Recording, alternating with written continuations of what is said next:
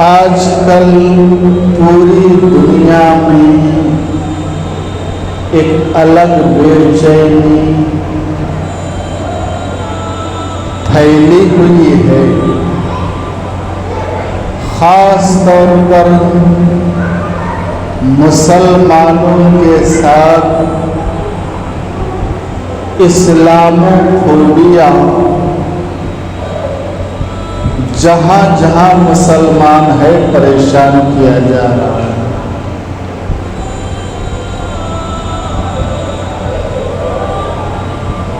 جس کو ہم اسلامی ممالک کہتے ہیں،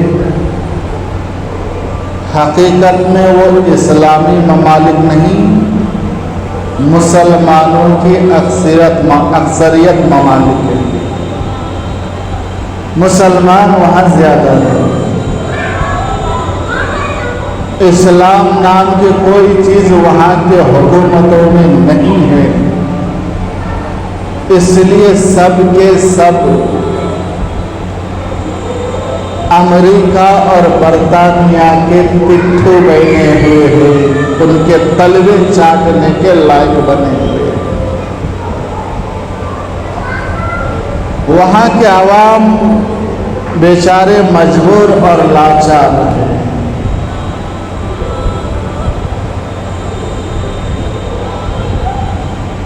اسلامی ممالک کو چھوڑ کر دوسرے جہاں بھی مسلمان رہتے ہیں ان کے ساتھ بھی ویسے ہی ناروا سلوک کیا جا رہا ہے۔ خود ہم وطن عزیز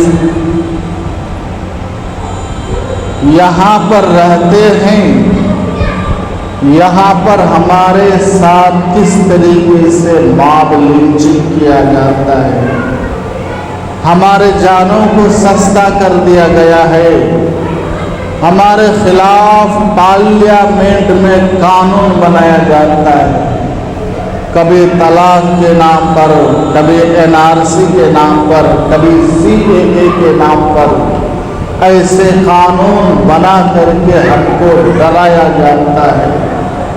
ہمارے نوجوانوں کو بلا کسی جرم کے سلاخوں کے پیچھے ڈال دیا جاتا۔ ایسے ایک دو نہیں، ہزاروں واقعات ان 12-15 سال میں دیکھنے کو ملی۔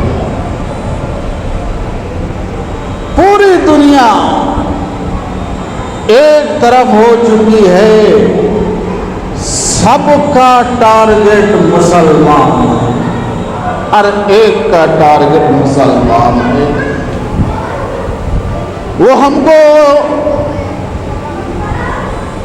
شیعہ سنی، عربی عجمی، کالے گورے کر کے بانٹنا چاہتا ہے، ہم پر حکومت کرنا چاہتا ہے، ہمارے وسائل کو چھیننا چاہتا ہے، ہمارے ذرائع کو چھیننا چاہتا ہے، ہمارے کاروبار کو ٹھپ کرنا چاہتا ہے، برباد کرنا چاہتا ہے۔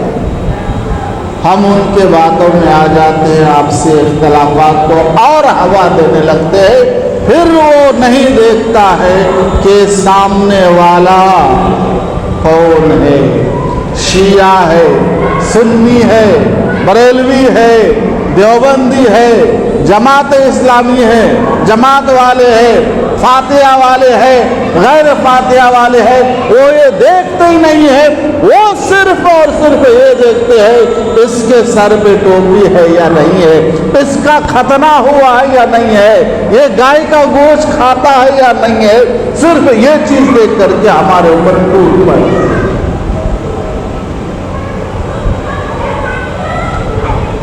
ہم کو ذات پات کی بنا پر لڑاتا ہے، ہم سب کو عقائد کے بنیاد پر لڑاتا ہے، پھر وہ ہمارے اوپر حملہ کرتا ہے۔ ایسے واقعات آئے دن ہوتے جا رہے ہیں۔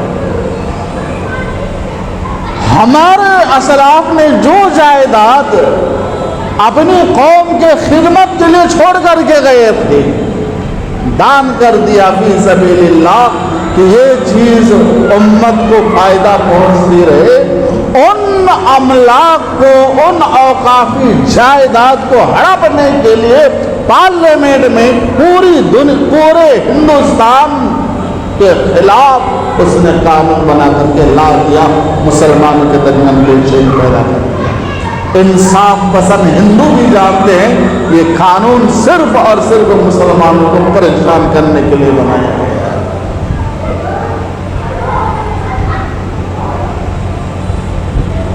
یہاں سے اگر آپ باہر جائیں دیگر ممالک میں بھی قریب یہی حالت ہے۔ خوشحال ممالک کو بھکاری بنا دیا گیا۔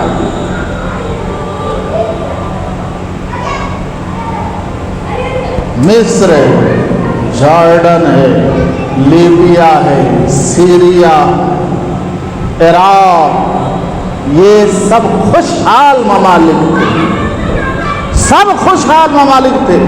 لیبیا میں کوئی شخص بے گھر کا نہیں تھا، شادی ہوتی تھی اس جوڑے کو، نئے جوڑے کو حکومت کی طرف سے شاندار عالی شان مکان دیا جاتا تھا۔ یہ چیز کو برباد کی، لیبیا کو برباد کر دیا، سیریا کو برباد کر دیا، شام کو برباد کر دیا، مصر کو برباد کر دیا، ان سب کو غربت کے سائے میں ڈھکے دیا۔ یہ سب کون کیا؟ ہر ایک جانتا ہے، ہر ایک سمجھتا ہے۔ حال حال میں غزہ کو جہنم بنا دیا، لبنان کو برباد کر دیا۔ یہ کون کیا؟ کس کے اشارے پہ یہ سارے چیزیں وہ سب جانتا ہے۔ مسلم ممالک ترقی نہ کرنے پائے، اس کے لیے ان کی یہ کوشش ہوتی ہے کہ ان سب کو کسی نہ کسی بہانے پر برباد کر دیا جائے۔ مسلمانوں کو ٹیررسٹ کا خطاب دیا جاتا ہے۔ ٹیرر ہوتا ہے آتنکواد۔ آتنکواد وہ ہے جو بے جان، جو بے قصور کو جان سے مار دے۔ ان کے مطابق بے قصور کو جو جان سے مارے وہ آتنکواد ہوتا ہے۔ بے قصوروں کو جان سے مارنے والا سب سے زیادہ اگر کوئی ہے دنیا میں وہ ہے امریکہ۔ 7 لاکھ مسلمانوں کو افغانستان میں سن 2000 کے بعد جو آنکڑے، اس سے پہلے کا جو ہو تو 2000 کے بعد جو واقعات ہوئے، 7 لاکھ مسلمانوں کو افغانستان میں امریکہ نے مارا۔ یہ آتنکوادی نہیں ہے، یہ آتنک کے دائرے میں آتا نہیں۔ جو تم نے آتنک یہ تعریف کیا ہے، جو معصوم لوگوں کو جان لے لے، وہ آتنکوادی ہے۔ تم نے 7 لاکھ افغانستان میں پچھا بلا کسی وجہ کے عراق پر تم نے حملہ کیا۔ عراق میں 12 لاکھ مسلمانوں کی جان، لیبیا، سیریا اور لبنان، غزہ، ان سارے ممالک میں لاکھوں، ہزاروں، لاکھوں لوگوں کی جان۔ یہ دہشت گردی میں آتا یا نہیں آتا؟ تو دنیا کا سب سے بڑا دہشت گرد اگر وہ ہے تو وہ امریکہ ہے۔ اسرائیل کوئی ملک نہیں ہے، یہ برطانیہ اور امریکہ کی ایک چھاؤنی ہے۔ یہ بات آپ اور ہم کو سمجھنا ہے۔ امریکہ اور برطانیہ کی ایک چھاؤنی ہے جو مسلم ممالک پر اپنا کنٹرول جمانے کے لیے وہ اسرائیل کو بسایا ہے، وہ چھاؤنی کے طریقے سے استعمال کر رہا ہے۔ اس سے بڑھ کے کچھ نہیں۔ یہ اتنے حرام خور ہے، جس تھالی میں کھاتے اس میں چھید کرتے ہیں۔ جو ان کے ساتھ احسان کرتا ان کے پیٹ میں چھرا گھونپتے تھے۔ یہ ایسی قوم ہے۔ اس نے اپنے نبی کو بھی نہیں چھوڑا ہے، موسیٰ علیہ السلام کے اوپر بھی طرح طرح کے الزامات پیش کرتا ہے۔ قرآن کریم اس کی شہادت دیتا ہے۔ موسیٰ علیہ السلام اپنے نبی کو انہوں نے نہیں چھوڑا۔ جب اپنے نبی کے ساتھ یہ ایسا کر سکتے ہیں تو دوسرے کے ساتھ کیا کچھ نہیں کریں گے، آپ خود اس کا اندازہ کر سکتے ہیں، آپ خود دیکھ سکتے ہیں، خود اندازہ کر سکتے ہیں۔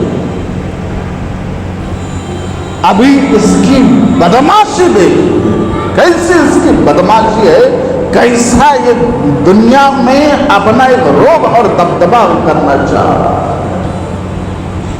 بلا کسی وجہ کے ایران پر حملہ کیا، کوئی وجہ نہیں۔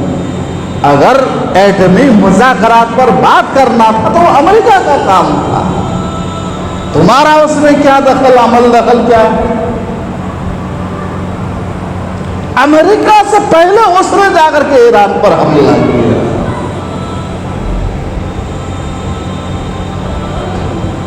ایران نے جب پلٹوار کیا تو اب بلبلا رہا ہے۔ اس نے کبھی بھی ایسا سوچا ہی نہیں تھا اس نے کہ ایسا بھی ہو سکتا ہے، اس نے سوچا ہی نہیں تھا۔ اس کی ہمیشہ عادت تھی دوسروں کو مارنے کی، دوسروں کے خون بہانے کی عادت تھی، دوسروں کو قتل کرنے کی عادت تھی۔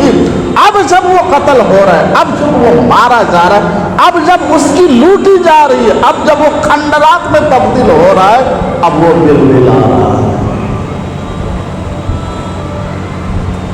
ہم اس وقت دکھی تھے جس وقت غازہ والوں پر قہر برپا کیا تھا، غازہ والوں کو پورا غازہ خالی کرا دیا، غازہ کو ملبے میں تبدیل کر دیا۔ لیکن آج ہم خوش ہیں، ہم خوش ہیں کہ اللہ تبارک تعالیٰ غازہ والوں کی جو آہ لگی تھی، اللہ تعالیٰ نے جو ان کے آہ کو سنا تھا، اس کو آج ایران کی شکل میں بھیجا ہے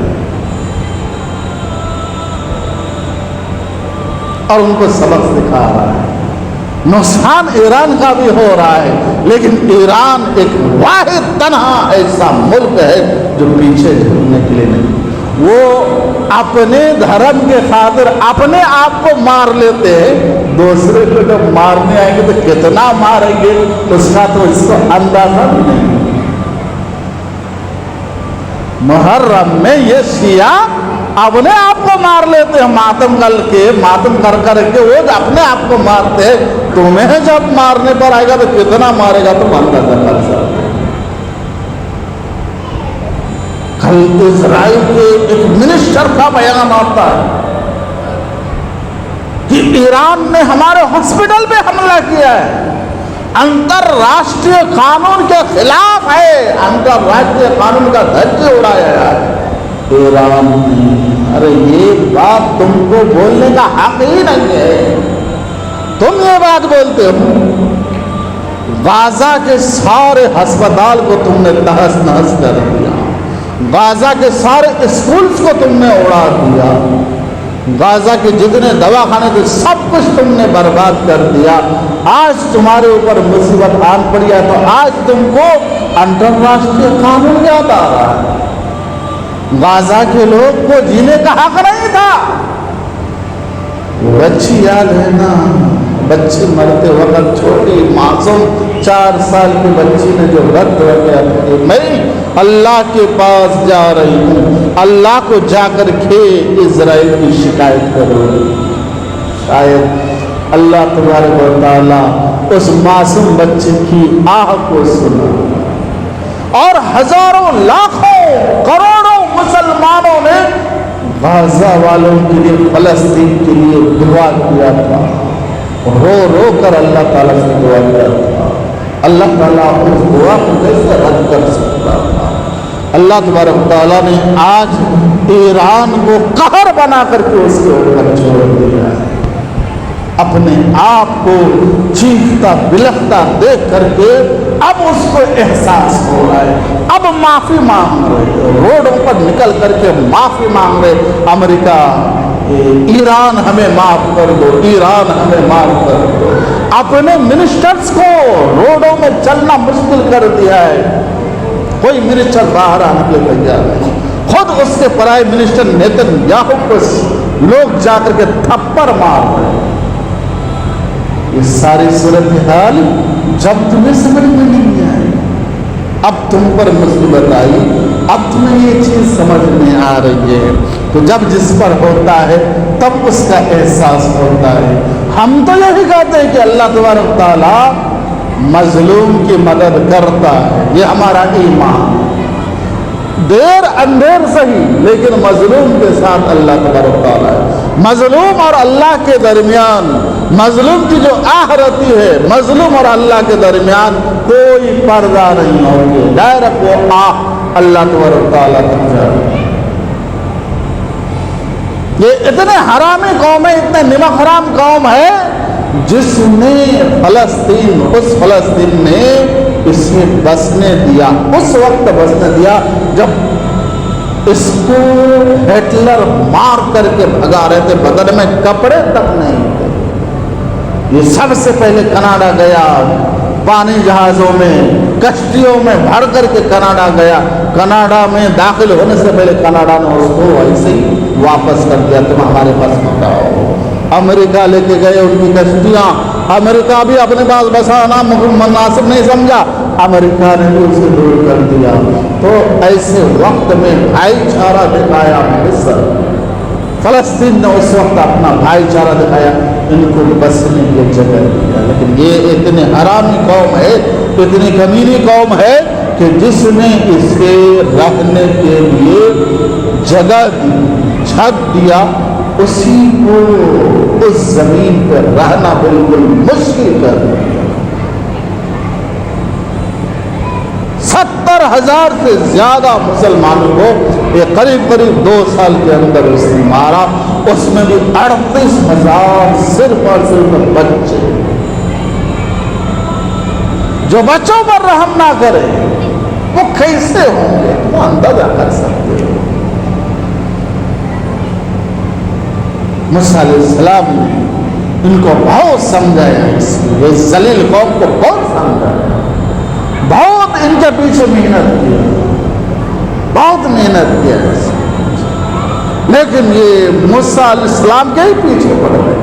موسیٰ علیہ السلام پر انہوں نے الزام تک لگایا،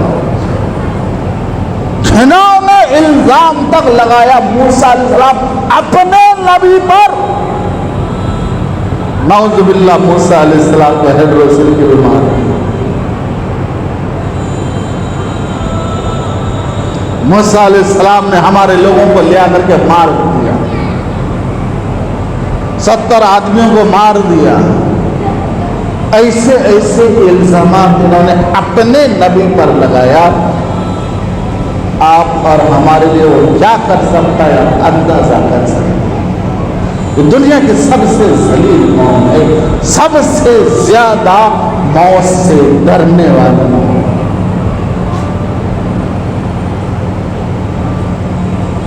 اللہ تبارک و تعالیٰ نے ان لوگوں کو چیلنج کیا، ان لوگوں کو چیلنج کیا، اگر نحن ابناء اللہ و احباء، یہ اپنے آپ کو اللہ کے بیٹے، اس کے دوست کہتے ہیں، تو اللہ تعالیٰ نے چیلنج کیا، اگر تم اپنے قول میں سچے ہو، موت کی تمنا کرو۔ سورہ جمعہ میں اس کا تذکرہ ہے، موت کی تمنا کرو۔ ان کے چھوٹے بڑے سب تھے، علماء تک تھے، ان کے ربیین تک تھے۔ آپ صلی اللہ علیہ وسلم کو جھٹلانے کے لیے ان کے لیے سب سے سنہرا موقع تھا، کوئی موت کا تمنا کر رہے، لیکن ڈر سے انہوں نے موت کی تمنا نہیں کیا۔ اگر میں موت کی تمنا کروں، مر گیا تو؟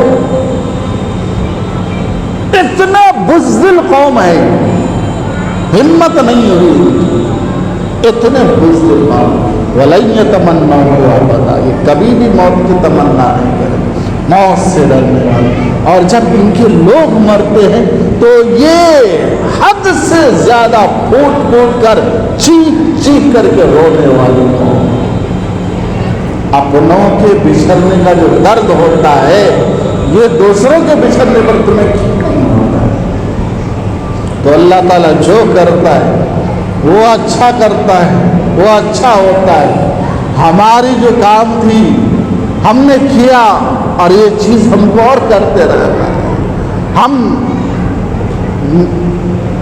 غزہ کے ساتھ لڑائی نہیں کر سکتے, فلسطین کے ساتھ لڑائی نہیں کر سکتے, لیکن فلسطین کے لیے مسلمانوں ہونے کے ناطے دعا تو کر سکتے ہیں, اپنے دعا کو جانتے ہیں. آج شیعہ سننے کے اختلافات کو بھلانے کی ضرورت ہے. مت پڑھیے ایران شیعہ ہے, مت پڑھیے یہ سنی ہے, وہ وہابی ہے, وہ دیوبندی ہے, وہ بریلوی ہے, وہ جماعت اسلامی ہے, وہ اہل حدیث ہے.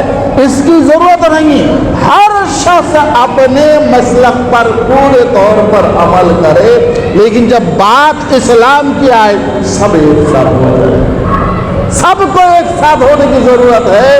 اس وقت وہ ہم کو یہ سوچ کر کے نہیں مارتا یہ شیعہ ہے یا سنی, یہ بریلی ہے یا دیوبندی ہے, یہ فاتحہ والے ہیں یا غیر فاتحہ والے ہیں, یہ جماعت اسلامی ہے یا اہل حدیث ہے, یہ نہیں دیکھتا.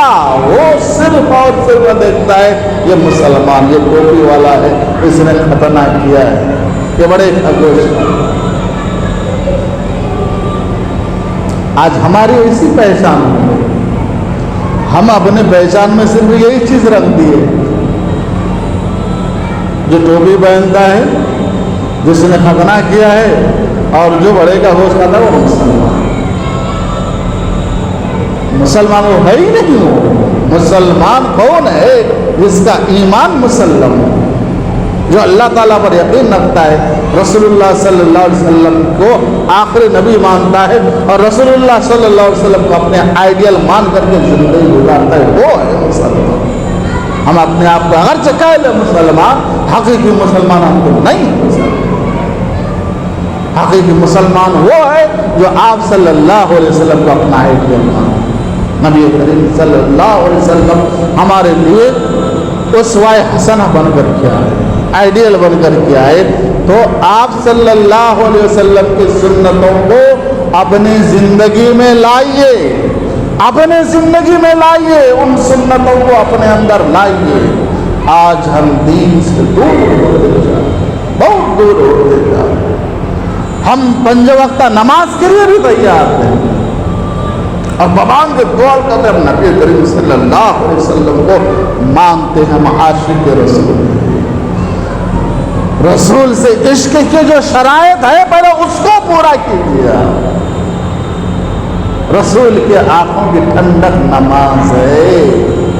جب تک نماز نہیں پڑھتے تھے رسول اللہ صلی اللہ علیہ وسلم کو چین نہیں ملتا تھا, بے چینی ہوتے تھے. آنکھوں کی ٹھنڈک, قرۃ عینی بالصلاۃ, میری آنکھوں کی ٹھنڈک ہے نماز. اور ہم نبی کریم صلی اللہ علیہ وسلم کے آنکھوں میں دھول جھونک رہے ہیں. ہم نماز کے لیے تیار نہیں ہیں, نماز کے لیے ہمارے پاس وقت ہے. خدا ایسا مت کیجیے. ایک ذمہ دار امتی بن کر کے زندگی گزارنی.